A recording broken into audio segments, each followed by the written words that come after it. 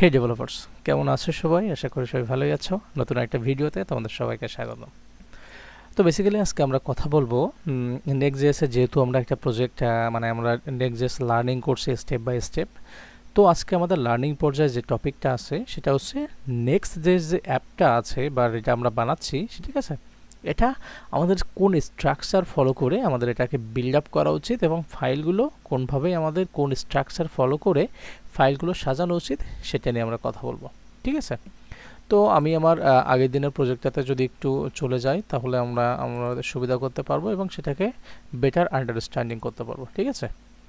তো আমার এখানে কিন্তু প্রজেক্টটা আছে নেক্সট.জেএস টিউটোরিয়ালের ভিতর, ক্লাস 2 নম্বর ক্লাসের ভিতর এটাই আছে।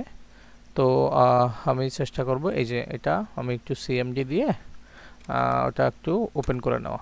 ওকে, কোড ডট ওকে, ওপেন করে নিলাম, ঠিক আছে। তো এই যে ফাইল অ্যান্ড ফোল্ডার স্ট্রাকচার, এটা কিন্তু খুবই ইম্পর্টেন্ট একটা ওয়েবসাইটের জন্য। কারণ স্ট্রাকচার যদি আমরা অনেক সময় এলোমেলো করে ফেলি তাহলে আমাদের হবে কি, যে বিষয়টা যে আমরা যখনই কোনো নেস্টেড ফাইল ইউজ করব তখন কিন্তু এটাকে আমরা মানে খুব সুন্দর করে এটাকে ম্যানেজ করতে পারবো না। সো এই যে বিষয়টাকে ম্যানেজ করার একটা উদ্দেশ্যে আমাদের কিন্তু একটা স্ট্রাকচার ফলো করা উচিত। আর এই স্ট্রাকচারটা খুব সুন্দর করে, যেহেতু আমরা নেক্সট.জেএস ইউজ করছি, এই নেক্সট.জেএস কিন্তু আমাদের সুন্দর করে দিয়ে দিয়েছে, ঠিক আছে। তো আমরা যদি একটু ওয়েবসাইটটাকে দেখার চেষ্টা করি তাহলে কিন্তু আমরা বুঝতে পারবো যে আসলে কোন স্ট্রাকচারটা সঠিক নিয়মে আমাদের ফলো করা উচিত, ঠিক আছে। তো এর কারণে আমি ব্রাউজারটা অন করে নিলাম এবং এখান থেকে লিখে সার্চ করব next.js.org। ওকে, তো ওদের ওয়েবসাইটে চলে গেলাম। চলে যাওয়ার পরে এখানে গেট স্টার্টেডে ক্লিক করে দিলাম, ঠিক আছে। স্টার্টেডে ক্লিক করে দেওয়ার পরে এখানে একটা পেজ আসবে। এখন এখানে গেলে আমরা একটু নিচে স্ক্রলিং করলে এই পাশটাতে অনেক কিছু দেখতে পাবো, এই পাশটাতে অনেক কিছু দেখতে পাবো। তো এখানে কিন্তু একটা জিনিস তোমরা দেখতে পারবা, সেটা হচ্ছে এই যে দেখো, এখানে কিন্তু ইউজিং অ্যাপ রাউটারটা এটা যদি থাকে তাহলে কিন্তু তোমরা সঠিক জায়গায় আছো, ঠিক আছে। আর যদি এখানে ইউজেস পেজ রাউটার তাহলে কিন্তু তোমরা সঠিক জায়গায় নাই। সো তোমরা একটু ইউজ অ্যাপ রাউটার যেটা আছে এটাকে একটু সিলেক্ট করে নেবে, ঠিক আছে। ওকে, তারপরে তোমরা যদি একটু নিচের দিকে খেয়াল করো তাহলে এখানে একটা জিনিস দেখতে পারবে যে গেটিং স্টার্টেড উইথ ইনস্টলেশন আছে, প্রজেক্ট স্ট্রাকচার আছে, লেআউট অ্যান্ড পেজ আছে, ইমেজ আছে এবং ইভেন অনেক কিছু আছে। কিন্তু যেহেতু আমাদের এই যে প্রজেক্টটা আছে আমরা চাচ্ছি এই প্রজেক্টটাকে একটু স্ট্রাকচার ওয়েল স্ট্রাকচার করতে, এই কারণে আমাদের সবসময় ফলো করতে হবে এই যে প্রজেক্ট স্ট্রাকচারটা, ঠিক আছে। ওকে, তো প্রজেক্ট স্ট্রাকচারটাকে আমি একটু ছোট করে নিই। ওকে, ছোট করে আমি যদি একটু এপাশে ওপাশে রাখার চেষ্টা করি, এটা এপাশে থাকুক আর এখানে এই কোডটা।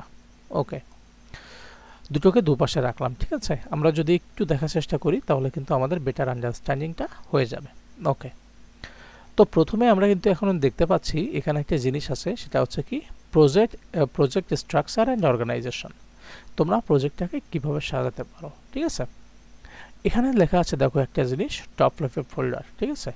টপ লেভেল ফোল্ডারের ভিতর কি কি থাকে, তো আমরা একটু যদি দেখি টপ লেভেল ফোল্ডারের ভিতর আমাদের কি কি থাকে। প্রথমে থাকে একটা অ্যাপ রাউটার, যেটা কিন্তু আমরা দেখো এই যে এখানে বানিয়ে নিয়েছি। আমাদের অ্যাপ রাউটারটা কিন্তু এইটা, ঠিক আছে। তারপরে কিছু পেজেস থাকে, আমাদের কিন্তু এখানে একটা পেজ আছে যেটা এই যে আমাদের কিন্তু টপ একটা রাউটারের কথা এখানে বলে দিচ্ছে, টপ লেভেল ফোল্ডার, ঠিক আছে। তো পাবলিক, আমাদের সচরাচর পাবলিক আছে, আর এসআরসি থাকে। আমাদের ভিতর এই এসআরসির ভিতরেই কিন্তু এই অ্যাপটা আছে, ঠিক আছে। আমি তোমাদের একটা কথা বলে রাখি, যে যত সুন্দরভাবে ওয়েল অর্গানাইজডভাবে কোডগুলো করতে পারবে তার তত কিন্তু সুবিধা হবে। ইন ফিউচারে যদি এই ফাইল বা ফোল্ডারটা খোলো তাহলে কিন্তু সেটা খুব সুন্দরভাবে বুঝতে পারবে। আদারওয়াইজ তুমি যদি এখন ওয়েল স্ট্রাকচারটা ফলো না করো তাহলে তোমার এটা 5 বছর পরে যে তুমি যখন, কিংবা 2 বছর পরে যে, ইভেন 6 মাস পরে যেও তুমি যদি এই প্রজেক্টটা খোলো তখন কিন্তু তুমি বুঝতে পারবে না যে তুমি কিভাবে কোড করছিলে, ঠিক আছে। তোমার কিন্তু একটু এলোমেলো লাগবে, ঠিক আছে। এ কারণে তোমাদের সবসময় চেষ্টা করতে হবে বিষয়টাকে ওয়েল অর্গানাইজড ওয়েতে সাজানো। যদি ওয়েল অর্গানাইজড ওয়েতে সাজানো থাকে তাহলে তুমি কিন্তু হুট করে এসে এর ভিতর ঢুকেই বুঝতে পারবে যে তোমার ফোল্ডারটা এভাবে সাজানো আছে, নেস্টেড রাউটগুলো এভাবে নেস্টেড একটার ভিতর একটা করা আছে, ঠিক আছে। এই জন্য ওয়েল স্ট্রাকচার অনুযায়ী সাজানোর জন্য আমাদের এটা ফলো করা উচিত, ঠিক আছে। ওকে, তাহলে কিন্তু আমরা টপ লেভেল যে ফোল্ডারগুলো হবে সেটা কিন্তু দেখে ফেললাম যে টপ লেভেলে আমাদের কোন কোন ফোল্ডারগুলো হবে। ওকে, এরপরে যদি টপ লেভেল ফাইলগুলো একটু দেখার চেষ্টা করি, তাহলে ফোল্ডার কিন্তু আমাদের এইগুলো টপ লেভেল। এবার টপ লেভেলের ফাইল যেগুলো হবে এদের ভিতর কী কী হবে, যে next.js config.js একটা নাম থাকবে, সেটা হচ্ছে এটা। তো এই কনফিগের ভিতর কিন্তু আমাদের এর পরে অনেক কিছু আনতে হবে, বিভিন্ন স্ট্রাকচার আনতে হবে, ঠিক আছে। বিশেষ করে ইমেজ অপটিমাইজেশন করার সময় আমরা একটা প্রবলেম ফেস করতে পারি, সেটাকেও কিন্তু এর ভিতর আনতে হবে, ঠিক আছে। এর ভিতর অনেক কিছু কনফিগ আমরা করতে পারি। ওকে, তারপরে কি প্যাকেজ.json, এখানে কোন কোন প্যাকেজগুলো আমি ইনস্টল দিয়েছি সেটা কিন্তু এখানে আছে। এটা কিন্তু টপ লেভেলের ফাইলের কথা বলছি আমি, ঠিক আছে। ওকে, তারপর আছে instrumentation.ts। এই ফাইলটা কি হয়, যারা জেএস ইউজ করছো তাদের জেএস এ থাকবে, আর যারা টিএস ইউজ করছো তারা টিএস এ। এখানে কি আছে যে নেক্সট.js এর বিভিন্ন যে এক্সপেরিমেন্টাল কনফিগারেশনগুলো এগুলো এখানে থাকবে কিন্তু, ঠিক আছে। তোমরা যে নেক্সট.js এ এক্সপেরিমেন্টগুলো চালাবা সেই এক্সপেরিমেন্টাল যে কনফিগারেশনগুলো সেগুলো কিন্তু এর ভিতরে হবে, ঠিক আছে। ওকে, তারপরে মিডলওয়্যার কখনো ইউজ করি আমরা কিন্তু মিডলওয়্যার অনেক সময় ইউজ করি, যেরকম যে ডব্লিউএস টোকেনের মাধ্যমে আমরা কিন্তু এটাকে কী করি, বিভিন্ন টোকেন সেট করে মিডলওয়্যার ইউজ করে টোকেন সেট করি, যাতে আমাদের বিষয়টাকে আরও ওয়েল অর্গানাইজড ওয়েতে সাজাতে পারি এবং এটা আরও বেশি সিকিওর করতে পারি, ঠিক আছে। তখন কিন্তু এসব মিডলওয়্যারটা ইউজ করতে পারি। তোমরাও কিন্তু এসব মিডলওয়্যার ইউজ এখানে খুব সুন্দরভাবে করতে পারো এবং ওয়েল স্ট্রাকচার অনুযায়ী, যেটা আমরা এখানে কিসেবে দেখেছি, টপ লেভেল ফাইলের ভিতর। ওকে, এরপরে কি আছে, .env ফাইল। আমরা কিন্তু জানি যে .env ফাইলের ভিতর কী রাখতে হয়, বিভিন্ন এপিআই রাখতে হয়, সেগুলো কিন্তু কীগুলো রাখতে হয় সেগুলো কিন্তু তুমি .envর ভিতর রাখতে পারো, ঠিক আছে। .env লোকালের ভিতর কি এনভায়রনমেন্ট ভেরিয়েবল যেগুলো আছে সেগুলো লোকাল ভেরিয়েবল, সেগুলো রাখতে পারো তোমরা। তারপরে কি প্রোডাকশন এনভায়রনমেন্ট ভেরিয়েবল যেগুলো আছে সেগুলো কিন্তু .env করে রাখতে পারো। তুমি চাইলে কিন্তু এগুলো আবার এর ভিতরে রাখতে পারো, ঠিক আছে। তারপরে ডেভেলপমেন্টের পারপোজে যেগুলো আমরা ইউজ করি যে ভেরিয়েবলগুলো, ঠিক আছে, যেরকম ওই যে লোকাল হোস্টের যে আমাদের থাকে যে সার্ভার সাইডের আমরা রিয়াক্টে কী করতাম, সার্ভার সাইডের যে লোকাল হোস্টটা থাকতো, ঠিক আছে, ওটাকে নিয়ে এসে তোমার হচ্ছে ক্লায়েন্ট সাইডে ইন্টিগ্রেট করতাম, ঠিক আছে। তখন env ফাইলের ভিতর কিন্তু আমরা ওই যে তোমার হচ্ছে ইউআরএলটা নিয়ে আসতাম, ওটাকে কিন্তু একটা এপিআই কি বানাতাম কিংবা যাই হোক যে কোনো একটা নাম দিতাম, নাম দিয়ে ওটাকে কিন্তু আমরা রিইউজ করতাম বিভিন্ন কম্পোনেন্টে, ঠিক আছে। তো তোমরা কিন্তু ওটাও কিন্তু এখানে ডিপ্লয়মেন্টের ক্ষেত্রে বানাতে পারো, যাতে আমরা বারবার ওই মানে যে লাইভ সার্ভারটা আছে, ঠিক আছে, ওটাকে বারবার ধরে যাতে কাজ না করতে হয়, ঠিক আছে। শুধু একটা নাম কিংবা যাই ইউজ করো সেটা আরও বেশি অর্গানাইজড হবে।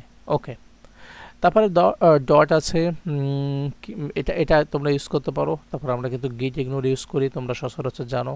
ইগনোরটা কি করে, ইগনোরটা আমাদের যে এনভায়রনমেন্ট ভেরিয়েবলগুলো আছে env লোকাল, এগুলোকে যাতে আমরা মানে হ্যাকারদের হাত থেকে কি করতে পারি, সিকিওর করতে পারি, সে কারণে কিন্তু গিট ইগনোর মেরে দিলে এটা কিন্তু আর আপলোড হবে না, ঠিক আছে। ওকে, তারপরে কি আছে এখানে, next.env.ts এটা করতে পারো। tsconfig.js আছে, যেটা কিন্তু আমাদের এই যে জেসন আছে, jsconfig.json এটাও কিন্তু আমাদের একটু বাদে চলে আসবে, ঠিক আছে, স্টেপ বাই স্টেপ। এরপরে কি আছে, রাউটিং ফাইলগুলো কিন্তু তোমাদের এখানে কিন্তু দেখো, প্রথমে আছে লেআউট, ঠিক আছে। লেআউট মানে কি, আমাদের কিন্তু এর ভিতর ছিল ওই যে আমরা রিয়াক্টে ইউজ করতাম কি মেইন লেআউট, কিংবা আমরা অনেকেই দিতাম যে আমাদের সবথেকে গুরুত্বপূর্ণ আমরা যে কোনো একটা নাম দিয়ে দিতাম, আমরা সচরাচর দিতাম মেইন লেআউট, ঠিক আছে। আর এখানে সেটা কি নামে আছে, লেআউট নামে। সো মেইন লেআউট আর এই লেআউটের ভিতর কিন্তু তেমন কোনো ডিফারেন্স নাই, ঠিক আছে। তোমাদের সঠিকভাবে একটু বুঝতে হবে, তাহলে কিন্তু কাজ খতম, ঠিক আছে। ওকে, তারপর কি আছে, পেজ নামটা পরে তোমরা অবশ্যই বুঝতে পারছো একটা পেজ কীভাবে লিখতে হবে, ফাইলটা সেটা ক্রিয়েট করতে হবে, পেজ নামে করলেই হয়ে যাবে। তারপর লোডিংটা দেখেই বুঝতে পারছো অবশ্যই, তোমরা কিন্তু এখানে JS এ পাবে, JSX এ পাবে, TSX এ পাবে, তিনটা ফরম্যাটে তোমরা এটা করতে পারো। লোডিং মানে ওই যে আমরা কি করতাম, রিয়াক্টে কোনো পেজ যদি আমরা ফার্স্ট টাইম যখন ভিজিট করব তখন কিন্তু একটা লোডিং রাখতাম, যাতে ওই লোডটা করার পরে আমাদের পেজটাকে দেখাতে পারি। সেই লোডিংটাও কিন্তু তোমরা এখানে চাইলে সুন্দর করে বানাতে পারো, শুধুমাত্র জাস্ট লোডিং লিখে ওর ভিতর কনফিগার করে দিলে অবশ্যই ঠিক হয়ে যাবে। তারপরে নট ফাউন্ড মানে কি, ওই যে 404 যেটা তোমরা চাইলে রিয়াক্টে যেভাবে বানাতে সেটা চাইলে কিন্তু এখানে একটা ফাইল ক্রিয়েট করে তোমরা জাস্ট ওটা বানাতে পারো। এখানে কিন্তু দেখা যায় যে রাউটিং ফাইল, এটা একটু খেয়াল রাখলে তোমরা যদি পড়ে পড়ে ডকুমেন্টেশন পড়ে পড়ে দেখো তাহলে আমি মনে করি যে তোমাদের পার্সোনালি কোনো প্রবলেম হবে না, কারণ ডকুমেন্টেশন পড়াটা খুবই ইম্পর্ট্যান্ট।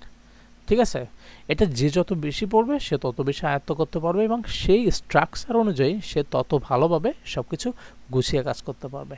ওকে, এরপর ইরোরটা দেখে তোমরা অবশ্যই বুঝতে পারছো যে ইরোরটা মানে কি। আমরা রিয়াক্টে একটা ইরোর পেজ বানাতাম, সেই ইরোর পেজটা কিন্তু এখানেও আছে। তোমরা জাস্ট এই ফাইলটাকে ক্রিয়েট করার সময় ইরোর দিয়ে দিলেই খেল খতম। ওকে, গ্লোবাল ইরোর যদি তুমি দেখাতে যাও সেটাও কিন্তু চাইলে এখান থেকে দেখাতে পারবো। তারপরে ওই যে আমরা কি করতাম, বিভিন্ন এপিআই ক্রিয়েট করতাম, সেটা কিন্তু এই রাউটের ভিতর তোমরা এপিআই এন্ড পয়েন্টগুলো ক্রিয়েট করতে পারো। জাস্ট রাউট লিখে ফাইলটাকে ক্রিয়েট করলে তোমরা সেই এপিআইগুলো কিন্তু এই রাউটের ভিতর ক্রিয়েট করতে পারো। ঠিক আছে, এটাও আমরা এক্সপেরিমেন্ট করে আস্তে আস্তে ধীরে ধীরে স্টেপ বাই স্টেপ দেখব। ওকে, টেমপ্লেট আছে, ডিফল্ট আছে, তোমরা চাইলে এগুলোও এক্সপেরিমেন্ট করতে পারো। তারপরে এখানে কি আছে, নেস্টেড আউট। নেস্টেড আউটগুলো কেমনে হয়, ফোল্ডার স্ল্যাশ ফোল্ডার, এভাবে কিন্তু আমরা নেস্টেড আউট তৈরি করতে পারি। ঠিক আছে, ডাইনামিক রাউট আছে, বিভিন্নভাবে ডাইনামিক রাউট করা যেতে পারে। এখানে এইভাবে বেশিরভাগ ওয়েল অর্গানাইজড ওয়েতে আমরা এটা ইউজ করি, যে কি করি থার্ড ব্র্যাকেটের ভিতর যদি কোনো ফাইলটাকে রাখি, ঠিক আছে, তাহলে সেটা একটা কি হয়ে যাবে, ডাইনামিক রাউট সেগমেন্ট হয়ে যাবে। তো এটা বেশি কিন্তু ইম্পর্টেন্ট, অনেক বেশি ইম্পর্টেন্ট, কারণ আমরা কি করতাম ওখানে ডাইনামিক করার জন্য কিন্তু আইডি ধরতাম, বিভিন্ন সিস্টেম করে ওখানে রিয়াক্টে করতাম। কিন্তু যখন আমরা নেক্সটে এটাকে করব তখন কিন্তু আমাদের এই সিস্টেমটা ফলো করলে সে রাউটটা কিন্তু ডাইনামিক হয়ে যাবে। ঠিক আছে, এর জন্য নেক্সটটা অনেক বেশি বেটার এবং অনেক লোকে এটাকে ইউজ করে এখন টুডে। ওকে, তারপরে এখানে প্রাইভেট রাউট, প্রাইভেট ফোল্ডার করতে গেলে কি করতে হবে সেটাও কিন্তু দেখা আছে। দেখো এখানে কিন্তু ফার্স্ট ব্র্যাকেটের ভিতর group route without affecting route. ঠিক আছে, তার মানে ফার্স্ট ব্র্যাকেটের ভিতর রাখলে সেটা গ্রুপ রাউট হয়ে যাবে। ঠিক আছে, প্যারালাল আছে, তোমরা একটু চাইলে পড়ে নিতে পারো। তারপর হচ্ছে অ্যাপ আইকন, তুমি কি কি আইকন এখানে ইউজ করতে পারো, fab icon etcetera. Open graph and Twitter image, কীভাবে তুমি ইউজ করতে পারো ইমেজগুলো, সেগুলোও কিন্তু এখানে খুব সুন্দর করে দেওয়া আছে। ঠিক আছে, এসিও করা আছে, অনেক কিছু আছে, কম্পোনেন্ট লাইব্রেরি আছে, লেআউট, এখানে একটা স্ট্রাকচার দেওয়া আছে, এখানে কিন্তু দেখতে পাবে কি সুন্দর করে দেওয়া আছে। এখানে তোমরা জাস্ট একটু দেখে দেখে পড়ে সুন্দর করে নিজেদের মতো করে এক্সপেরিমেন্ট করার চেষ্টা করো, তাহলে তোমাদের কিন্তু সমস্যা হবে না। তো আমি কিন্তু বেসিক্যালি তোমাদেরকে দেখিয়ে দিলাম যে কি করে তোমরা এই জিনিসগুলো পাবে। জাস্ট এখান থেকে স্ট্রাকচার অনুযায়ী যদি যাও, এখানে দেখো আরও অনেকটা কথা বলা আছে।